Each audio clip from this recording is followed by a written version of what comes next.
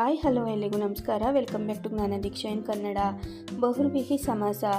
ಎರಡು ಅಥವಾ ಅನೇಕ ನಾಮಪದಗಳು ಸೇರಿ ಸಮಾಸವಾದಾಗ ಪೂರ್ವೋತ್ತರ ಪದಗಳು ಪ್ರಧಾನವಾಗಿರದೆ ಬೇರೊಂದು ಪದವು ಪ್ರಧಾನವಾಗಿ ಬಂದರೆ ಅಂತಹ ಸಮಾಸವನ್ನು ಬಹುರ್ವಿಹಿ ಸಮಾಸ ಎನ್ನುವರು. ಉದಾಹರಣೆಗಳು: ಹಣೆಯಲ್ಲಿ ಪ್ಲಸ್ ಕಣ್ಣು ಉಳ್ಳವನು ಹಣೆಗಣ್ಣ, 3 ಪ್ಲಸ್ ಕಣ್ಣು ಉಳ್ಳವನು ಮುಕ್ಕಣ್ಣ, ಚಕ್ರವನ್ನು ಪ್ಲಸ್ ಪಾಣಿಯಲ್ಲಿ ಉಳ್ಳವನು ಚಕ್ರಪಾಣಿ, ಗಂಗೆಯನ್ನು ಪ್ಲಸ್ ತಲೆಯಲ್ಲಿ ಧರಿಸಿದವನು ಗಂಗಾಧರ, ಉರಗವನ್ನು ಪ್ಲಸ್ ಪತಾಕೆಯಲ್ಲಿ ಉಳ್ಳವನು ಉರಗ ಪತಾಕ, ವೀಣೆಯನ್ನು ಪ್ಲಸ್ ಪಾಣಿಯಲ್ಲಿ ಹಿಡಿದವಳು ವೀಣಾ ಪಾಣಿ, ಅಗದಲ್ಲಿ ಪ್ಲಸ್ ಜನಿಸಿದವಳು ಅಗಜಾತೆ, ಮದದಿಂದ ಪ್ಲಸ್ ಅಂಧನಾದವನು ಮದಾಂಧ, ಮೇದಿನಿಗೆ ಪ್ಲಸ್ ಪತಿಯಾದವನು ಮೇದಿನಿಪತಿ.